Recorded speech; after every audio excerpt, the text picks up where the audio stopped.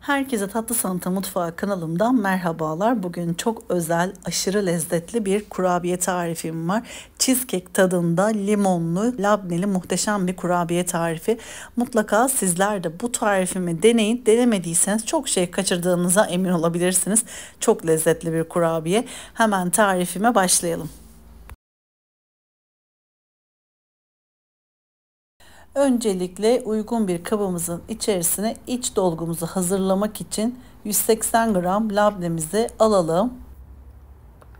İç dolgumuzu derin dondurucuda donduracağımız için ilk önce mutlaka iç dolgumuzu hazırlayalım.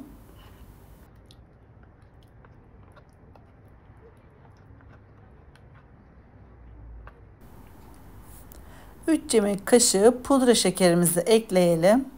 Ve bu iki malzememizi spatula yardımıyla karıştıralım.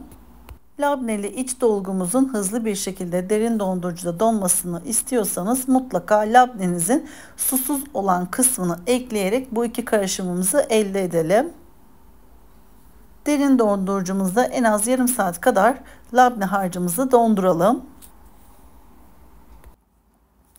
Hazırladığımız labneli iç dolgumuzu yağlı kağıt serili fırın tepsimize bir sıkma torbasının içerisine harcımızı alıp sıkalım. Bu şekilde toplar hazırlayalım. Dilerseniz sıkma torbasıyla hazırlayabilirsiniz ya da bir tatlı kaşık yardımıyla hazırlayabilirsiniz.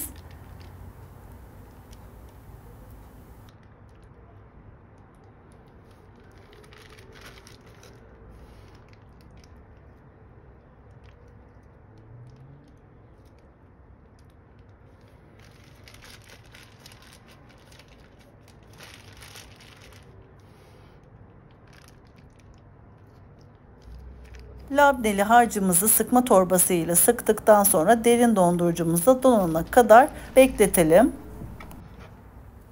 Şimdi kurabiyemizin harcını hazırlamak için uygun bir kabımızın içerisine 2 adet yumurtanın sarısını ekleyelim. 1 çay bardağı toz şekeri ekleyelim. 2 yemek kaşığı dolusu limon suyu ilave edelim. 1 paket vanilya ekleyip el çırpıcısıyla güzelce çırpalım.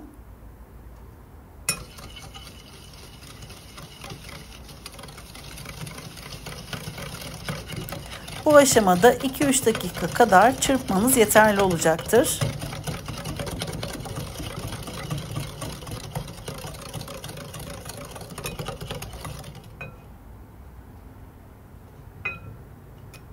Oda sıcaklığında beklettiğim 125 gram tereyağımı ekliyorum. Çırpıcıyla karıştırmaya devam ediyorum. 2 adet limonun rendesini ekliyorum. Eğer limonlarınız küçükse 2 yemek kaşığı limon rendesi olarak ayarlayabilirsiniz. 1 yemek kaşığı mısır nişastası ekliyorum. 1 çay kaşığı zerdeçal ekliyorum. 1 çay kaşığı karbonat ilave ediyorum ve 1 tatlı kaşığı hamur kabartma tozu ekliyorum.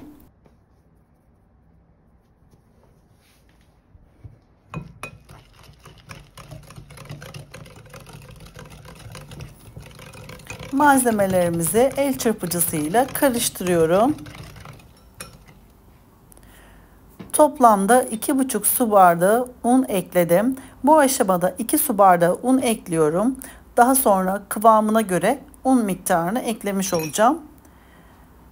Her zaman kurabiye yaparken kontrollü bir şekilde yaparsak çok iyi olur. Çünkü yumurtalarımızın büyüklüğüne göre veya bardak ölçümüne göre miktarların orantısı değişebilir, değişkenlik gösterebilir. Ben de o yüzden her zaman un miktarı belirli olsa da mutlaka kontrollü bir şekilde eklemeye özen gösteriyorum. Kullanmış olduğum su bardağı ölçüm 200 mililitredir.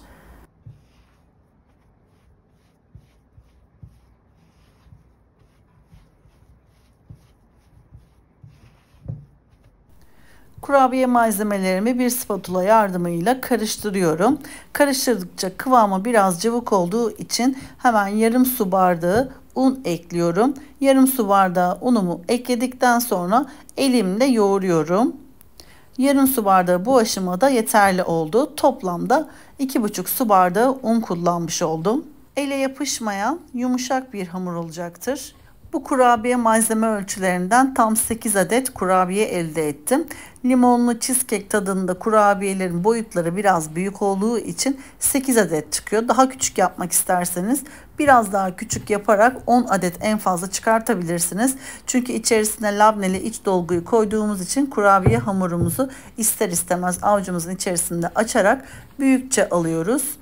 O yüzden daha fazla yapmak isterseniz kurabiye malzeme ölçüsünü arttırarak daha fazla kurabiyeler elde edebilirsiniz. Kurabiye hamurumuz hazır. Yakından da gördüğünüz gibi ele yapışmayan yumuşak bir hamur elde ettik. Şimdi kabımızın üzerini streç filmle kaplayıp buzdolabında en az yarım saat kadar dinlendirelim. Ben yarım saat kadar dinlendirdim. Dinlendirdikten sonra avucumun içerisinde gördüğünüz gibi düz bir şekilde kurabiye hamurumu açtım. Buzdolabında soğuttuğum, dondurduğum labneli iç harcımı içerisine koyuyorum ve avucumun içerisine kapatıyorum. Benim vaktim olmadığı için derin dondurucuda iç harcımı çok fazla donduramadım. Hafifçe soğuduktan sonra derin dondurucudan çıkardım. Bu şekilde kurabiye iç harcımı hazırladım. Eğer vaktiniz varsa sizler mutlaka derin dondurucuda donduktan sonra iç dolgunuzu kurabiyenizin içerisine hazırlayabilirsiniz. Kurabiyelerimiz hazır. Şimdi önceden ısıtılmış alt üst fırın ayarımızda yaklaşık 10 ila 12 dakika aralığında kurabiyelerimizi pişirelim. Kenarları hafif renk aldıktan sonra kurabiyelerimizi fırından çıkarabilirsiniz. Kurabiyelerimiz fırından çıktı. Gördüğünüz gibi çok lezzetli gözüküyor. Bu kurabiyeyi denedikten sonra gerçekten vazgeçemeyeceğiniz kurabiye lezzetlerinden bir tanesi olacağına eminim. Kıvamı ve freşliği gerçekten aşırı iyi. Yakından da hemen sizlere iç dokusunu, kıvamını göstermek istiyorum. Gördüğünüz gibi çok lezzetli bir kurabiye oldu.